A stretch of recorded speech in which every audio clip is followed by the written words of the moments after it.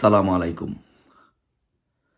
আজকে সারা বাংলাদেশে এবং সারা বিশ্বে যত বাঙালি আছেন, সকল বাঙালিদের, বাংলাদেশিদের একটাই প্রশ্ন, একটাই কথা যে বাংলাদেশ কি গৃহযুদ্ধের পথে?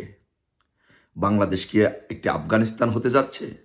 বাংলাদেশ কি দুর্ভিক্ষের দিকে যাচ্ছে? এই প্রশ্নটি সবার মাথার মধ্যে ঘুরপাক খাচ্ছে এবং সবাই প্রশ্ন করছে। সো আমি মনে করি যে অচিরেই বাংলাদেশ গৃহযুদ্ধের দিকে যাচ্ছে এবং বাংলাদেশ একটি চরম দুর্ভিক্ষের কবলে পড়ছে। এবং আমি যা দেখছি যে আমার সোনার বাংলাদেশ হয়তো আফগানিস্তান হয়ে যাবে অতি শীঘ্রই। কেন এই কথাগুলি বলছি? আসেন একটু বিশ্লেষণ করি, দেখি যে একটা বাংলাদেশ, একটা দেশ কখন গৃহযুদ্ধের দিকে যায়, কখন দুর্ভিক্ষের দিকে যায়, কখন একটি তালিবানি রাষ্ট্রের দিকে যায়। আসেন আমরা বিশ্লেষণ করি। সো সাম্প্রতিককালে নির্বাচিত প্রধানমন্ত্রী শেখ হাসিনাকে তার গণভবন ছাড়ার পরে যে আমরা যে জিনিসটি দেখতে পেলাম যে সারা বাংলাদেশে একটি তাণ্ডব চলল। খুন খারাপি, দর্শন, ছিনতাই, রাহাজানি, দখল সব চলল। তারপরে যেটি হলো যে এখন যেটি হচ্ছে যে সেটি হচ্ছে যে সারা বাংলাদেশে দেখেন সিলেটে শাহজালাল এবং শাহপরানের মাজারে ভাঙচুর করা হয়েছে, হামলা করা হয়েছে। আমরা জানি যে শাহজালাল এবং শাহপরান আমাদের একজন অনেক বড় মাপের অলিয়া উলিয়া। তারপরে ওনাদের আমার দেওয়ানবাগ শরীফে হামলা করা হয়েছে। আপনার বিতর্ক থাকতে পারে দেওয়ানবাগ নিয়ে, বাট দেওয়ানবাগের লক্ষ লক্ষ ভক্ত এবং সমর্থক আছে। তারপরে সারা বাংলাদেশে মাজারগুলোতে হামলার পরিকল্পনা চলছে, মাজারগুলো গুড়িয়ে দেওয়ার ষড়যন্ত্র চলছে। এর ধারাবাহিকতায় বিবিসিতে রিপোর্ট হয়েছে যে সিরাজগঞ্জে ইসমাইল পাগলার মাজার এবং আলী পাগলার মাজার ভেঙে চুরে চুরমার করে দেওয়া হয়েছে এবং ঠাকুরগাঁয়ে বিবি সখিনার মাজার তছনছ করে দেওয়া হয়েছে। এই খবরগুলো বিবিসি থেকে নেওয়া। তারপরে আরো যদি আমরা লক্ষ্য করি যে বাংলাদেশে যে আনসার সদস্য আছে, বিশাল একটা বাহিনী, সেই বাহিনীদেরকে পিটিয়ে অনেক আনসার সদস্যকে হত্যা করা হয়েছে। এই কতিপয় যে সমন্বয়কারীদের নেতৃত্বে তাদের উপরে হামলা করে তাদেরকে হত্যা করা হয়েছে, আহত করা হয়েছে। বাংলাদেশে আমাদের যে হিন্দু ভাই বোনেরা আছেন তাদের বাড়িঘরে এক নাগারে হামলা করা হচ্ছে, আগুন দিয়ে জ্বালিয়ে পুড়িয়ে দেওয়া হচ্ছে, লুট করা হচ্ছে। বাংলাদেশে অসংখ্য লক্ষ লক্ষ আওয়ামী লীগের নেতা কর্মী সমর্থকদের বাড়ি ঘরে লুটপাট করা হচ্ছে, অগ্নিসংযোগ করা হচ্ছে, নেতাদেরকে পিটিয়ে হত্যা করা হচ্ছে, আহত করা হচ্ছে। তারপরে সারা বাংলাদেশে যে পুলিশ সদস্য আছে, অসংখ্য পুলিশ সদস্যকে পিটিয়ে হত্যা করা হয়েছে, থানাগুলো আগুন দিয়ে জ্বালিয়ে পুড়িয়ে দেওয়া হয়েছে এবং পুলিশের পরিবারগুলো হুমকির মুখে। তারপরে আমরা যদি দেখি যে সারা বাংলাদেশে যে চাঁদাবাজি এবং ডাকাতি, সারা বাংলাদেশে গণহারে চাঁদাবাজি এবং ডাকাতি হচ্ছে। বিভিন্ন জায়গায় আমাদের যে স্থাপত্য এবং স্থপতিগুলো আছে, ভাস্কর্যগুলো আছে, সেগুলো ভাঙচুর করে গুড়িয়ে দেওয়া হচ্ছে। বিভিন্ন প্রতিষ্ঠানে, ব্যবসা প্রতিষ্ঠানে হামলা করা হচ্ছে এবং গার্মেন্টসগুলো আজকে প্রায় বন্ধের পথে। গার্মেন্টসের লক্ষ লক্ষ কর্মী আজকে বেকার, তারা চাকরি হারাচ্ছে, কেউ হারাবে, তাদের কোনো কর্মসংস্থান থাকবে না। তারপর প্রাইভেট যে বড় বড় কোম্পানিগুলো আছে, মাল্টিন্যাশনাল কোম্পানি, সেই কোম্পানিগুলোর সকল কর্মীরা, সকল চাকরিজীবীরা বেকার হয়ে পড়বে। কারণ বাংলাদেশের সাথে কোনো international organisation, multinational company business করবে না এই পরিস্থিতিতে। এবং বাংলাদেশেও যেসব আওয়ামী লীগের বড় বড় নেতা বা অসাম্প্রদায়িক চেতা রাজনীতি বিশ্বাসী বড় বড় ব্যবসা প্রতিষ্ঠান আছে, তারাও তাদের ব্যবসা প্রতিষ্ঠান আস্তে আস্তে গুটিয়ে নিবে। কারণ অনেক ব্যবসা প্রতিষ্ঠান অলরেডি হামলা হয়েছে এবং বিএনপি জামাতের নেতৃবৃন্দ এগুলো দখল করে নিয়েছে।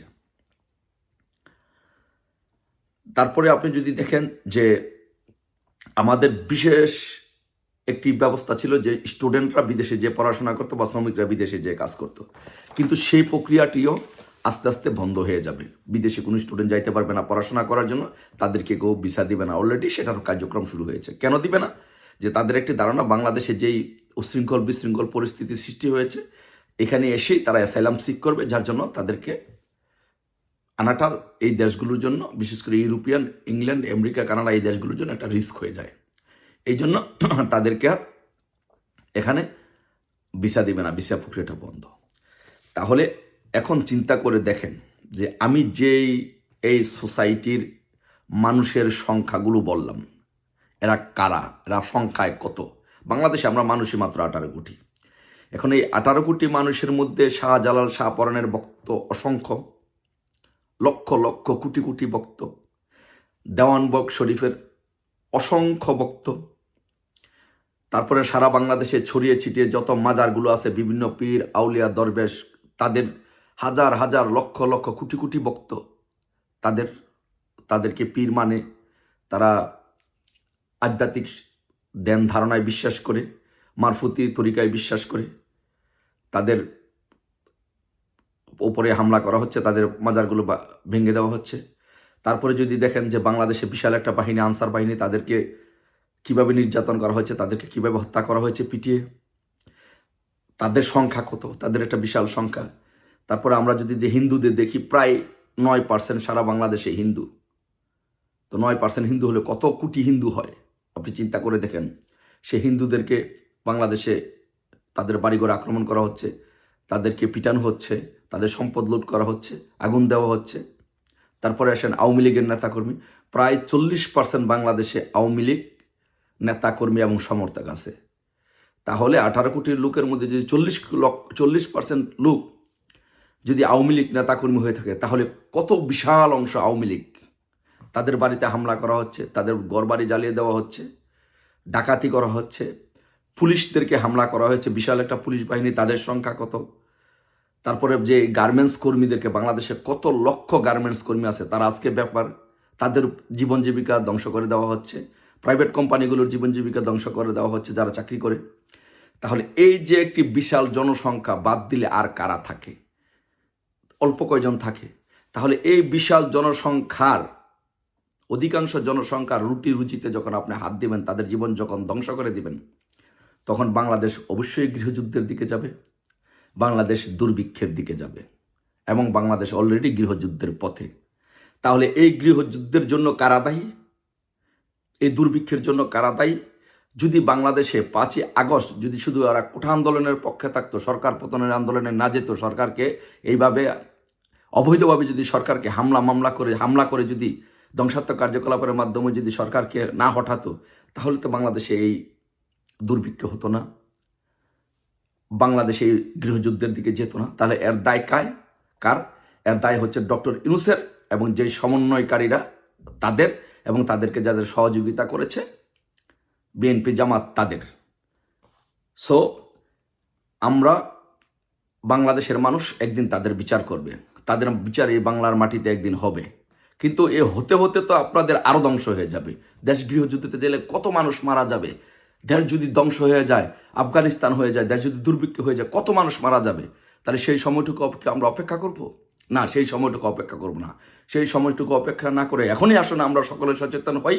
বাংলাদেশে যে সংবিধান আছে, সেই সংবিধান আলোকে প্রধানমন্ত্রী শেখ হাসিনা এখনও প্রধানমন্ত্রী, বাংলাদেশে যে পার্লামেন্ট আছে এখনও এটি বহাল আছে। তা আসুন আমরা প্রধানমন্ত্রীকে নিয়ে আবারও আমরা পুনর্বহাল করে, যে পার্লামেন্ট আছে এক্সিস্টিং পার্লামেন্টকে পুনর্বহাল করে আমরা দেশে আবার শান্তি শৃঙ্খলা ফিরিয়ে আনি এবং দেশকে আবার উন্নয়নের অগ্রযাত্রার দিকে ধাবিত করি। আসুন সকলে মিলে আমরা দেশকে গৃহযুদ্ধের হাত থেকে বাঁচাই এবং দুর্ভিক্ষের হাত থেকে বাঁচাই। সবাই ভালো থাকবেন, এটা সবার নৈতিক দায়িত্ব, সবার নৈতিক কর্তব্য। আসুন আমরা আমাদের সোনার বাংলাদেশকে, আমাদের দেশ মাতৃকাকে এই হায়ানাদের কবল থেকে রক্ষা করি। সবাই ভালো থাকবেন। আসসালামু আলাইকুম। জয় বাংলা, জয় বঙ্গবন্ধু।